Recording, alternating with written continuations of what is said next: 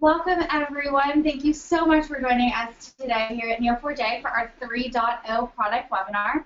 My name is Corey Brickman, Community Programs Manager here at Neo, and I'm joined today by William Lyon, one of our fabulous developer relations engineers, and we're very excited to bring you today's presentation. I will let you know that today's presentation is being recorded, so you will receive that via email.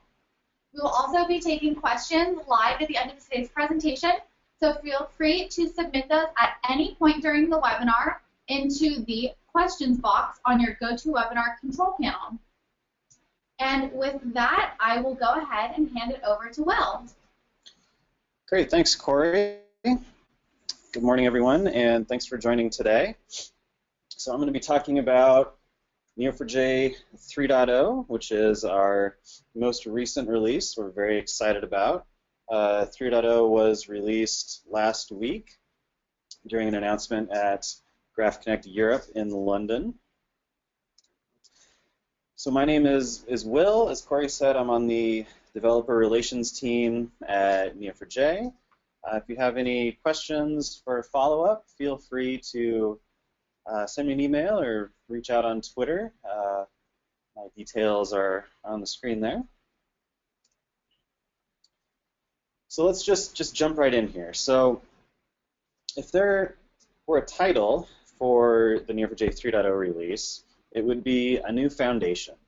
And the reason for that title is that every piece of Neo4j, from the storage engine to Cypher, the graph query language, to the drivers, the product surface that we use to interact with Neo4j, the configuration, the documentation, this has all been updated for this release. And so there are really three main themes here that I'm going to talk about today. First is how developers can develop bigger and faster graph applications with 3.0. How we can develop applications faster and easier, and how we can deploy Neo4j anywhere easily. If you think about this another way, we're going to be talking about scale and performance, developer productivity, and operability. So let's jump in to scale and performance. So there's a very important concept when we're talking about graph databases. This is index-free adjacency. This is essentially what makes a graph database a graph database. So with index-free adjacency, we're able to traverse from one node to any node that it's connected to without doing an index lookup. So every node has a direct pointer to every node that it's connected to with a relationship. This gives us native graph processing. It allows us to do local graph traversals with constant time performance, so that as the size of the graph grows and grows, the performance of a local graph traversal is not impacted. So when we're talking about performance, this is the key property that gives us native graph processing. And this has been very important and has been built into Neo4j since the beginning. Now, scale, on the other hand, we're typically talking about dealing with large, enormous graphs. We're talking about high availability, so things like Neo4j Enterprise, high availability with server clustering. There was a recent article from a consulting group that was looking at putting together a proof of concept architecture for a social network dealing with 1 billion members. So this is a very large graph. I think the data they were using was about 1 billion nodes and somewhere between 7 and 8 billion relationships. And they tested this on several different architectures, several different databases, and Neo4j was determined to be the best choice and very performant. And this was using the previous 2.3 release. So Neo4j has always been extremely scalable and able to handle graphs up to the tens of billions of nodes and relationships. However, there's always been this hard limit on the size of the graph that we're able to deal with, right around the tens of billions. However, with Neo4j 3.0, we are upping the limits, essentially removing the limits of the size of the graph that we're able to store in Neo4j. So there is now no longer an explicit limit on the size of the graph that we can store. This makes Neo4j extremely scalable. We do this using something called dynamic pointer compression. So this applies to nodes, relationships, and properties. So we're able to preserve index-free adjacency, so we still have that native graph processing performance on graphs of essentially unlimited size. And there's a smart algorithm that optimizes the storage there, so we're able to store these large graphs very efficiently. Okay, so that was an overview of scale and performance improvements. In 3.0, let's talk about developer productivity. So when we're talking about developer productivity, we're talking about building graph applications quickly and easily. Let's take a look at the developer surface historically for Neo4j. So Neo4j started as an embedded Java API. So if you wanted to interact with Neo4j, this required writing Java code to do that. Later in version 1.0 and later in Neo4j, we introduced a REST API. So at that point, interacting with the graph involves sending REST requests over HTTP and dealing with JSON to interact with the graph. In 2.0, we introduced Cypher, the query language for graphs. So rather than using REST, you interacted and queried the graph using Cypher, although typically sent over HTTP as well. This is now changing with Neo4j 3.0. We're introducing Bolt, which is a new binary protocol for Neo4j, along with official language drivers for using Bolt and Cypher with Neo4j. So what is Bolt? Bolt is a binary protocol. So this is replacing HTTP for interacting with Neo4j using Cypher. I should say HTTP will still be there, or this will be the preferred method of sending Cypher queries to Neo4j. Benefits of Bolt are that we can avoid the overhead of HTTP. We can compress the data being sent back and forth, so this is much more efficient. And security is on by default. Along with Bolt, we're introducing official language drivers in JavaScript, Java, .NET, and Python. So these official language drivers implement the Bolt protocol and provide a way to interact with Neo4j in a way that is idiomatic to their language while still providing some consistency across drivers. And you'll see what I mean by that with a few examples here. One thing that's important to note with these official language drivers and with Bolt is this now gives us an authoritative mapping to the native type system, and this is uniform across all drivers. Another thing to note here is that these drivers are meant to be built on top of, so pluggable into other frameworks. So for example, Spring Data Neo4j uses the Bolt-based Java driver. So this is a great way to integrate into frameworks going forward.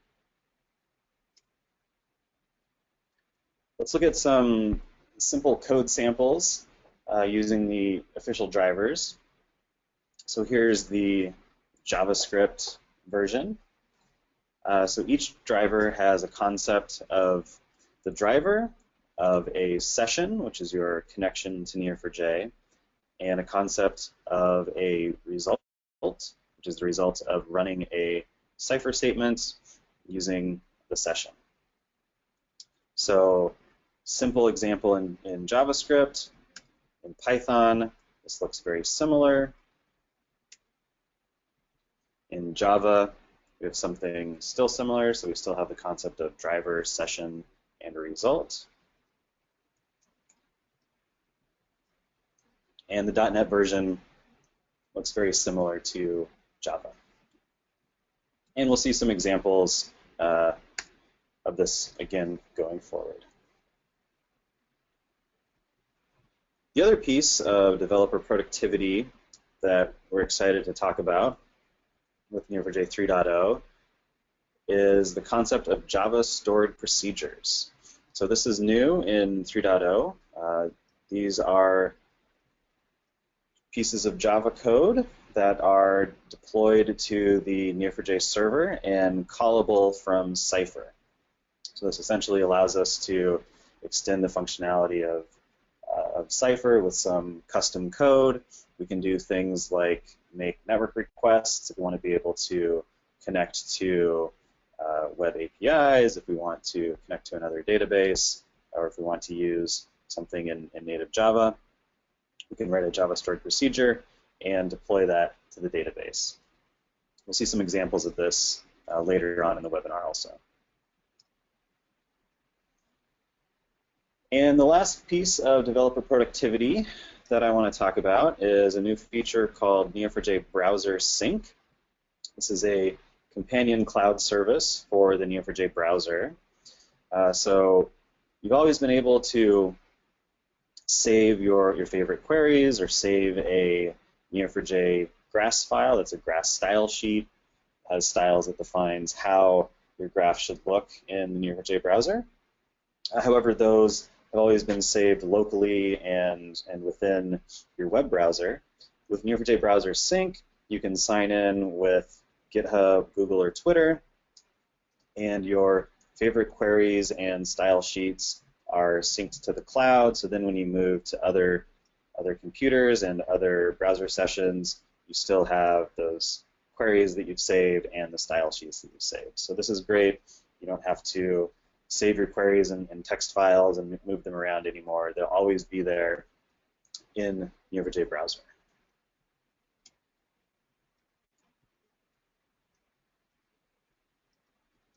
Okay, so let's talk about some changes in operability with Neo4j 3.0.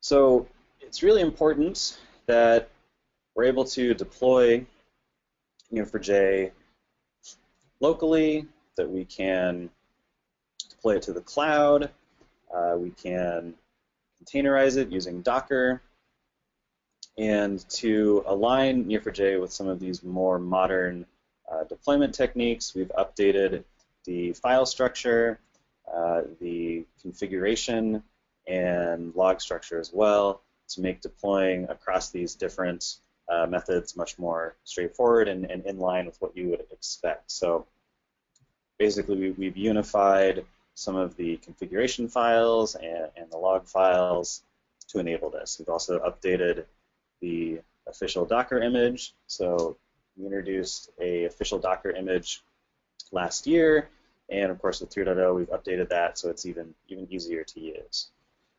Later on in the webinar, we'll go through some of these changes to the configuration and log structure. So just to highlight some of the big features that we talked about with Neo4j 3.0, we have a new storage engine with no limits so that we can store graphs of any size in Neo4j. Bolt, the new binary protocol for efficiently connecting to Neo4j, along with new language drivers that implement the binary protocol and provide an idiomatic but consistent way of interacting with Neo4j in your favorite language, as well as updates to the file configuration and log structures to support modern deployments. Okay, so that was the high-level overview of the awesome new features in Neo4j 3.0. For the next part of this webinar, we're going to dive in and take a look at how we can take advantage of some of these features and talk about some other things that are included as well. So first of all, let's take a look at the release notes here.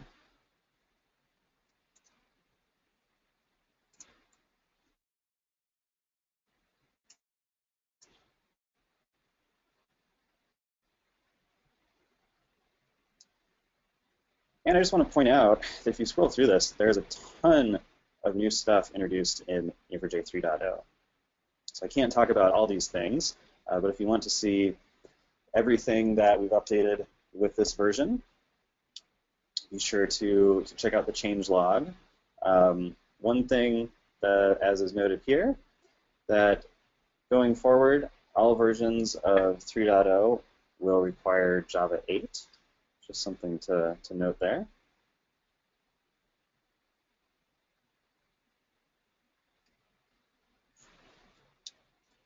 So one thing that I mentioned just briefly was documentation. So with Neo4j 3.0, we've completely updated the documentation. So previously we had what was known as the Neo4j manual, and that contained information about developing applications with Neo4j, information about deploying Neo4j, server tuning, things like that. Now we've broken that manual up into two pieces. So we now have the Neo4j developers manual, and we have versions of this for each of the 4 official language drivers that we have with code samples for each. And we also have the Neo4j operations manual. So the developers manual is useful for developers building applications with Neo4j, while the operations manual is intended for folks that are deploying Neo4j, that are interested in things like server tuning, things like that. So if you're looking for the Neo4j manual, you'll now see it's in these 2 pieces. You can also find documentation specific to each of the different drivers. And this is in the format that you would expect for that language. So here's the documentation for the Python driver. And you can find all of those at neo4j.com/docs.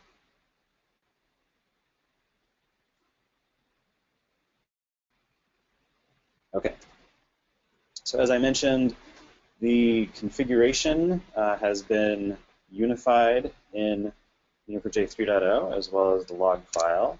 Let's just take a brief look at that. So here I have a version of Neo4j 3.0, and you'll see we have this conf directory. And if we look in here, we have basically neo4j.conf is our main config file. Previously, we had Neo4j properties, Neo4j server. So all of those configuration options have been moved into this one unified file. If we look at some of these options here, one thing that's interesting to note is we have a new option for active database. So we can actually specify the name of the database we want to mount when starting Neo4j. So this allows us to have multiple stores of Neo4j and just choose which one we want to mount on startup. We can specify the import directory that we want to use if we're using load CSV. This is an important configuration if we're upgrading from a previous version of Neo4j. So as I mentioned, the file store is completely different with 3.0. So if we're upgrading from a version of 2.x, we need to specifically set this flag to allow the file store to be upgraded. We also have server tuning in this file, so if you need to explicitly set the size of the page cache, we can do that here, as well as other network configuration. So you can see that all of the configuration options have been moved into neo4j.conf. That makes deployment much easier. If we're specifying configuration options, we just need to deal with one file. We also have this logs directory, neo4j.log is the file that we're interested in for debugging Neo4j issues.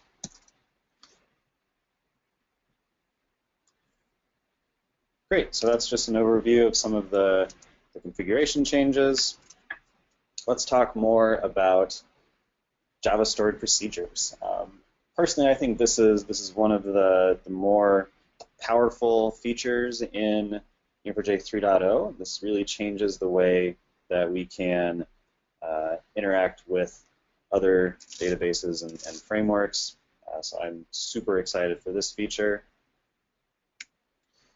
There are several built-in procedures, so we can do things like call db.labels, and that will give us all of the labels in the database. So that's helpful for inspecting the current state of the database. But as I said, Java stored procedures are user-defined procedures. So anyone can write their own procedure, deploy that to Neo4j, and use that with Cypher. And to you writing your own procedures, we have a template project. So look on GitHub. This has instructions for building and deploying. If we look at the source code here, we can see that basically with a procedure, there's an instance of graph database service that is injected into the procedure, which we can then use within the procedure call. So very cool. In addition to building your own procedure, you could also take advantage of a library of useful procedures called APOC procedures. This project was started by my colleague Michael Hunger, who's written, I think, over 100 of these now, along with help from other internal folks and members of the community. This is really powerful. There are lots of things in here, things like inspecting the metagraph and then getting a visual representation of the data that you have. So if you need to inspect the graph, here we're looking at the movie graph, and we can see we have person nodes, we have movie nodes, and a person can either have acted in, produced a movie. So things like that. There are lots of things for loading data from web APIs, for refactoring the graph, lots and lots of useful things. So I'd really encourage you to look at the APOC procedures project. I want to take one closer look at a specific procedure in APOC, and that is loading data from a relational database. So this is the ER diagram for Northwind, which is sort of the canonical relational database example. This is dealing with orders, products, customers that have placed these orders, employees that have fulfilled them, and whatnot. So you can see all the tables we're talking with here. Let's do a quick demo here, and let's take a subset of Northwind. So these four tables, so orders, products, the order details join table, and customers. And let's see how we would import that into Neo4j as a graph.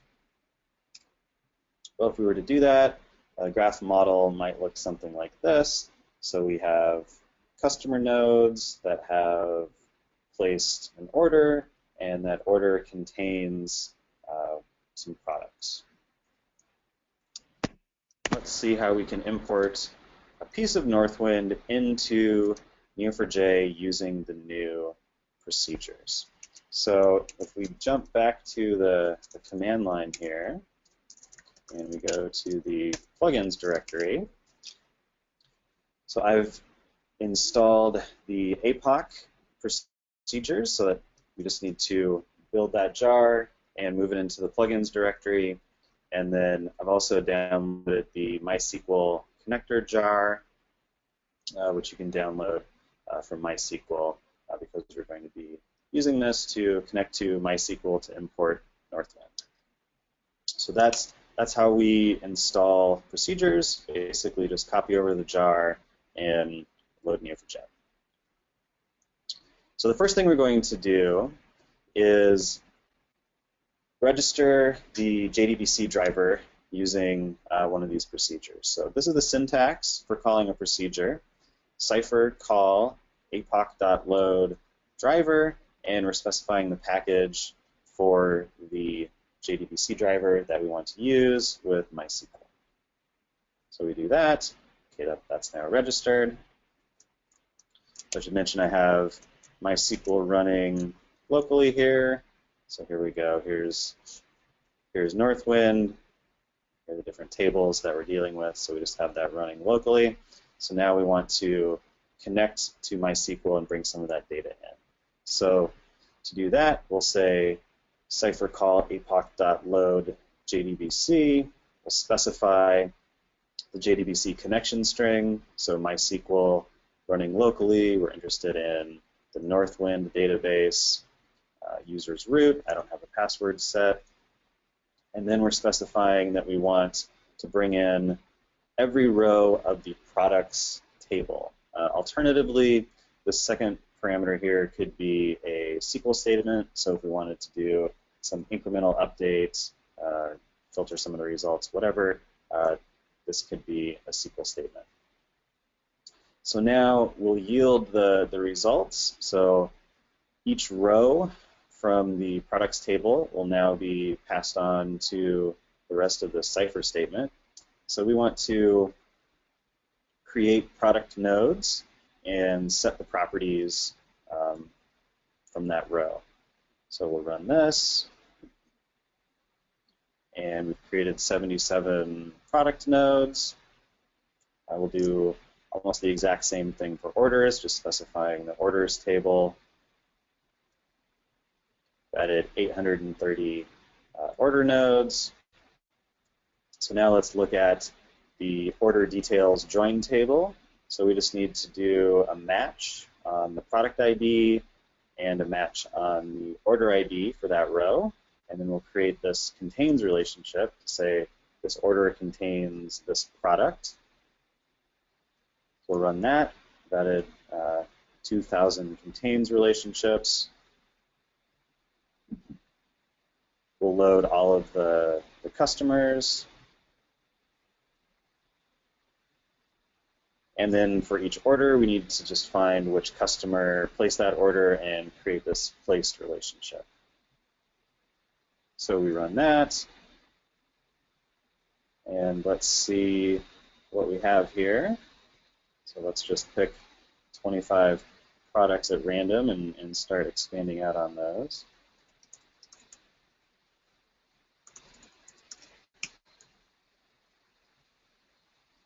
And so we can see for this product, we can see all of the orders that contain that product. We can expand out to see the other products in that order, who placed the order. We can expand out from there to see other orders they've placed and whatnot. So now we have the Northwind graph that we've imported into Neo4j just using Cypher. So I think that's pretty cool. One thing I also want to point out while we're in the Neo4j browser is we now have a zoom feature, so that we can visualize very large graphs in the browser. That's pretty useful as well. Okay, so that's great. So we've imported Northwind into Neo4j. Let's do something graphy with that. One thing we know is Neo4j and graphs in general are really good for generating recommendations, so these type of collaborative filtering queries. So if we know that I've purchased some products, what are some other products I might be interested in? Well, now that we have Northwind as a graph, we can use Cypher now to generate some product recommendations. So here's a simple collaborative filtering product recommendation query in Cypher. We'll just pick Roland Mindell here, just someone I picked at random from the customer table. So we'll find his customer node. We'll look for orders that Roland has placed, and we'll look at what products are contained in those orders. Then we'll look for other orders that have the products that Roland has purchased, and we'll look who are the customers that have purchased those products. So this is basically find customers that have purchased the same thing as Roland. Then we'll traverse out from those other customers to find their orders and other products that they've purchased. So who's purchased the same things as Roland? What else have they purchased? Let's recommend those to Roland because he might be interested in those products as well. And we'll order those product recommendations with a count of the number of paths that we've found for that product. So if we have lots of customers that have purchased something in common with Roland, we'll weight those higher. So we run that, and we immediately get back some product recommendations for Roland. First is the Gorgonzola Tolino. I don't know what that is, maybe some sort of pasta. Anyway, so that's how we can do product recommendations with Cypher. So we were able to import a piece of Northwind into Neo4j and then immediately start doing recommendation queries on it. So that's pretty cool. I think that really demonstrates the usefulness of Java stored procedures. There's a lot more you can do from graph algorithms, things like that. So really excited for that feature. And these are the queries that we just saw, just in the slides for reference. Let's talk about some of the updates to Cypher. There are quite a few here. I'm just going to mention a few. The first is an update that enables Cypher to use a cost-based optimizer for writes. So we introduced a cost-based optimizer previously. However, we were only able to use that for read queries. We weren't able to take advantage of this for writes. So we can now, Cypher is now smart enough to inspect the current state of the database to optimize the query plan for that. And we'll see some more detail of that in a moment here. There's also been some updates for fast index population with parallel indexes. And of course, using Bolt with Cypher now really increases the volume of data that you can move back and forth. Regarding text search, so some keywords were introduced in previous version of Cypher that starts with, ends with, and contains, so doing string comparison operations. Previously, only starts with was able to take advantage of an index. However, now with Neo4j 3.0, both ends with and contains will use an index. So this is really important for full text search in Neo4j. Also been some improvements with global aggregation queries. So for example, if I want to count all of the nodes with a certain label, previously the query would actually touch all of those nodes and count them, but now we're able to use statistics on global aggregations. So it just essentially just does a lookup, doesn't need to count all of the nodes. And we also have value joins, where we can find nodes that share the same value for a property, even with no relationship exists. So this will really increase performance with Cypher as well. Let's look at an example for the cost planner for writes. So here we're looking up products and categories where the category ID matches, and then creating this contains relationship. So similar to what we were just doing with the Northwind set.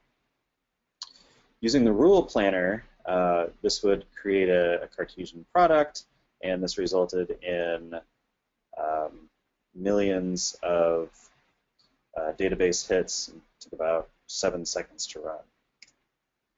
Using the cost planner for writes, we now take advantage of an index lookup, and this is much, much more performant. We're only doing 50,000 database hits and takes less than half the time to run this. So where we're really going to see performance increase using this cost planner is on load CSV. So if you've ever used load CSV to import data from CSV files into Neo4j, you should see some performance improvements there.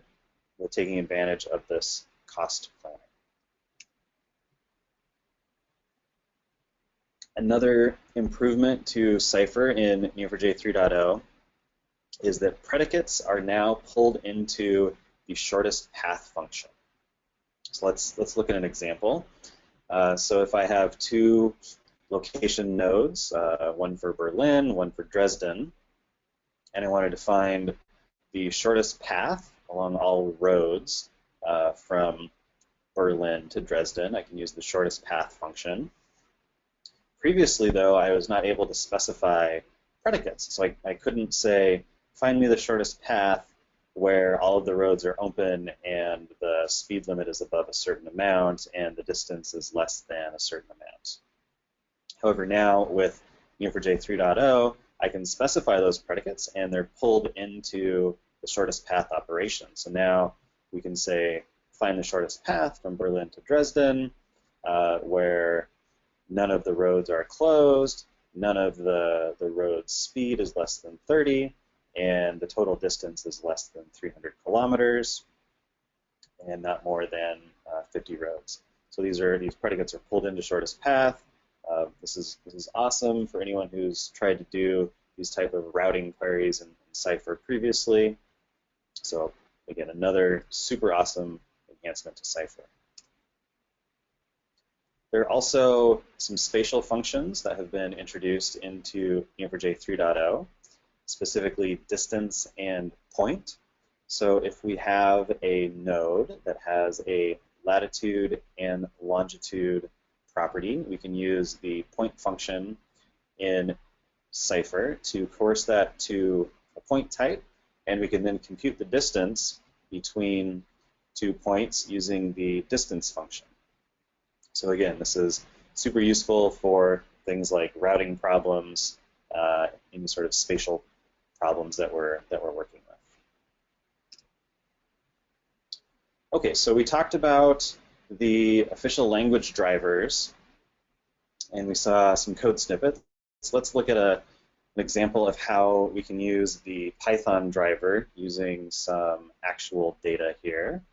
If you want to follow along, I'm just going to go through a IPython notebook. The code is on GitHub here. First, I'm just going to delete everything. Delete our Northwind graph here. And let's make sure we don't have anything in the database. Okay, so nothing in the database. Let's jump over to our IPython notebook.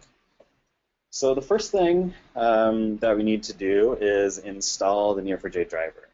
One thing that's great about these official language drivers is that they are available through whatever package manager you would typically use to get a package in that language. So for example, with Python, the Python driver is available in pip, the PyPy, the Python package manager. For JavaScript, the driver is available on NPM or Bower. So we just need to do a pip install Neo4j driver. Of course, I already have that installed, so we're good to go there. And then we just need to import the packages here. I'm going to restart the kernel here. There's an issue. There we go. Okay, so pip install Neo4j driver. Requirement already satisfied. I've already installed that. We're now going to import graph database and basic auth from version 1 of the Neo4j package. We're also importing requests because we're going to load some data, and JSON because we're going to parse that data. So what data are we going to deal with here? Well, we're going to load the OSCON graph, or the conference graph. So OSCON is the open source conference taking place in a couple of weeks. Lots of folks from Neo4j will be there. So we wanted to take a look at the conference schedule, see how we can model that as a graph, and do some interesting queries on the conference schedule for OSCON. So this is the data model for the graph we want to build here. Basically, speakers, the talks they're presenting, the tracks, organizations that the attendees are associated with. This data is available as JSON, so we'll just use the Python request library to load that. I have a copy locally, so let's see what this looks like.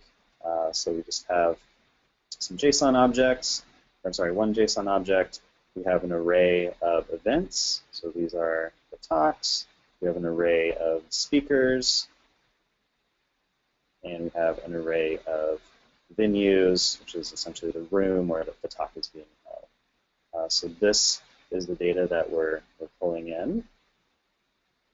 We look at the keys for that object. You can see we have events, speakers, venues, what we expect.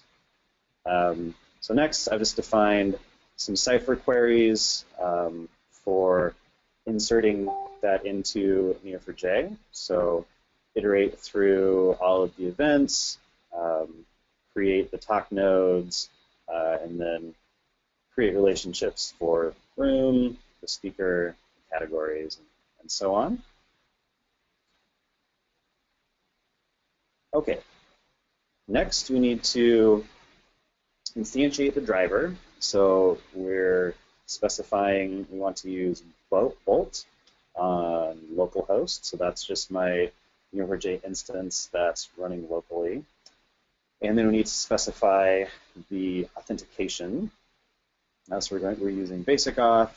The username is Neo4j, and I have a super secure password here. So once we've instantiated the driver, we'll go ahead and instantiate the session, which is our connection to Neo4j. And so now we can run a query here. So we'll say session.run, and then our insert events query. So that is this up here. And as you can see, we have a parameter in here. So this events is a query parameter. So we're going to be passing in the data that we loaded previously, the JSON data that we loaded previously from the web.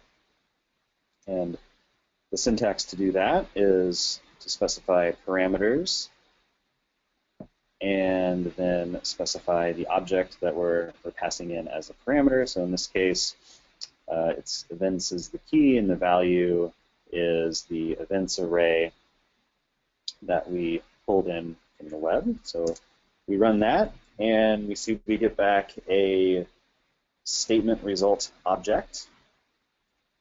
Let's do the same to insert the speakers and to insert the venues. And you can see for each of those, we're getting a statement result object. Let's jump into Neo4j and see what we actually inserted here. So just grabbing 25 nodes at random, we can see here's a talk, Intro to Apache Spark. That's part of the data track presented by Ted. If we expand out, we can see that Ted is affiliated with Cloudera. Expand out on the data track node, and we can see all of the other talks that belong in the data track node, or the the data track. Okay, so that's cool. Let's now query that and view the results in Python. So we want to answer the question is what organizations have talks in the new stuff track with the most speakers. So every speaker has some affiliation, the company or the organization that they work with. So we want to start at this track, the new stuff. So what's the hot new stuff in open source? We want to look at all of the talks that are a part of this track.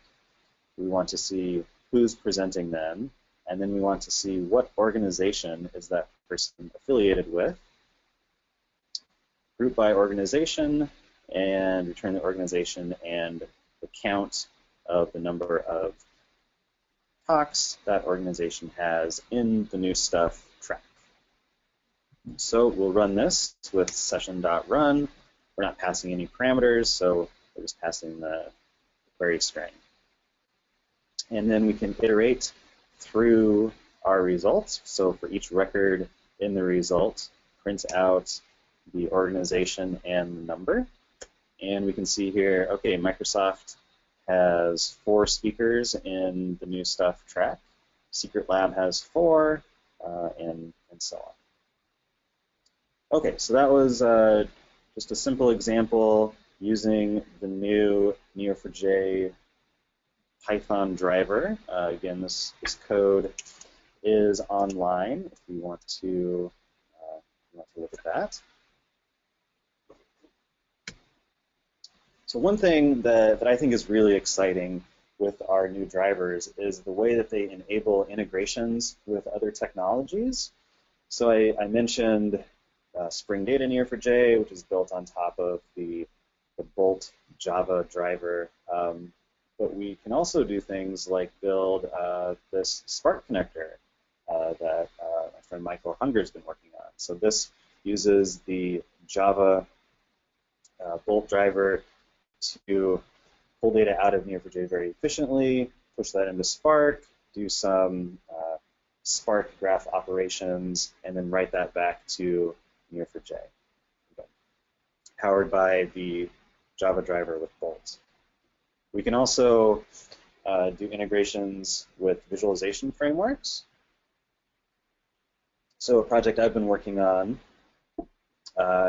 connects Viz.js, which is a JavaScript visualization framework, and uses the Bolt JavaScript driver for the client. So there's both a Node Neo4j JavaScript driver for JavaScript on the server, and then there's a version for the client, for the browser, that uses WebSockets to connect to Neo4j. So oftentimes you'll find that you want to embed some graph visualization into your application. The Neo4j browser is great, but it's not very easy to embed those visualizations. So projects like this allow you to connect directly to Neo4j from the browser to build these type of visualizations. So here's an example of that. This is connecting directly to a Neo4j instance and pulling the data out using the JavaScript driver. This network is the Game of Thrones network, and we did some centrality and clustering on this so we can see who are the most influential characters in the Game of Thrones. If you're curious, Tyrion is the most central, followed closely by Jon Snow, and we did some clustering here so we can see the communities around each of those characters. So pretty cool. I just want to talk a little bit about upgrading to Neo4j 3.0 from previous versions. As I mentioned previously, Neo4j 3.0 requires Java 8, and there's a completely new store format with Neo4j 3.0, so be sure to set that configuration to upgrade the store. The Lucene indexes need to be built. Neo4j 3.0 upgraded to the new version of Lucene. So that's why the indexes need to be rebuilt. We talked about the directory structure and the configurations. There is a migration configuration tool, so you can pass in your current configuration files, and this tool will generate the 3.0 configuration files, so you don't have to go through that manually. And all of that information is available in this 3.0 upgrade guide. So if you're doing that, be sure to read through this guide. Okay, so Neo4j 3.0 sounds great. How do I get it? How do I get started? Well, you have a few options here. Neo4j.com/download. You can download Neo4j locally. There's also a sandbox instance, so you can also just spin that up in the browser and get started right away with Neo4j Sandbox. There is an official Docker image for Neo4j, so you can get Neo4j through Docker. And there are also Debian Linux packages for installing Neo4j as well. So lots of options there. If you're looking for more resources, so code snippets, information about getting started, information about some of the integrations I talked about, Neo4j.com/developer is a great place to start. You have code snippets using the drivers in different languages for some different use cases. Lots of guides and tutorials there. You can also connect with us on the Neo4j Slack community channel, and Stack Overflow is a great place for asking questions. I spend a lot of my day on Stack Overflow and Slack chatting with folks from the community. And with that, that is all I have. I think we have a little bit of time left for questions. So with that, we'll move on to the Q&A session. All right, thank you so much, Will. That was an excellent presentation, and I know we're all very excited about these updates. We do have a ton of questions, so I will let everyone know. We'll take questions for about 5 minutes, and then we will go ahead and answer your questions directly via email. So if you do have any other questions, feel free to go ahead and keep submitting those, and know that we'll reach out to you in the next day or so via email. With that, Will, I'll go ahead and ask you a few on here that are popping up. The first one is about limits in the enterprise version versus the community edition. Can you speak to that a little bit? Yeah, sure. So, so as I mentioned, we've removed the explicit limits on the size of the graph that you can store in Neo4j. This is an enterprise edition only feature, so the file store that takes advantage of dynamic pointer compression to enable this is only available in the enterprise version of Neo4j. The community version does not support this, but again, the community version can still support graphs in the tens of billions of entity size. So community version can still store very large graphs. All right, thank you. We do have quite a few questions about Bolt. Can you speak to how fast Bolt is compared to the previous version, and also how Bolt would work with high availability deployments, and whether or not there's a recommended load balancer to help facilitate the data transfer with this? Okay, yeah, sure, I can speak to some of that. So in terms of how much faster is Bolt than HTTP, that's a great question. I'm not sure. I haven't seen the official benchmarks on that. I think we'll be pushing some of that information out later on as we're able to put it together. So sorry, I don't have the specific numbers there. The other piece of that question was regarding HA deployments using Bolt and the load balancer. Take a look in the operations manual. There's some great information on that. So just point this out. So as I mentioned, there's a new operations manual that's separate from the developer's manual, and we have a whole section in here on HA deployments. So certainly be sure to read through that information for your specific use cases. All right, thank you so much. Our next question is regarding cloud support for Neo 3.0. Can you speak to our cloud support? Sure. So as I mentioned, a lot of the operability changes in Neo4j 3.0 are around configuration and logging structure to enable modern deployments, so things that are more consistent with some of the modern deployment tools that we're used to, things like Docker and deploying to the cloud. These will make those much more straightforward. We do have a few hosting partners that provide Neo4j as a service. We also have a AWS Cloud Formation recipe that takes advantage of the Debian packages for Neo4j to really easily spin up an AWS instance in Neo4j. The browser sync we refer to as sort of the first cloud offering from Neo4j. That it allows you to sync your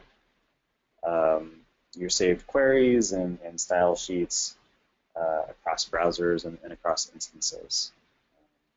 So certainly, if you're interested in Neo4j in the cloud, many of our customers are using AWS and Azure, as long with some of our hosting partners to make that possible. All right. Great. Thank you so much. We are right up against the hour, so we'll thank everyone so much for joining us today. If you do have any further questions, go ahead and get those submitted in the questions box of your GoToWebinar control panel, and we will send you a personal email response. We will be sending out the slides from today's presentation as well as the recording. You'll receive those via email shortly. Again, I want to say thank you to everyone so much for joining us today, and thank you, Will, for that excellent presentation. And we look forward to hearing how you enjoy Neo 3.0. Thank you so much.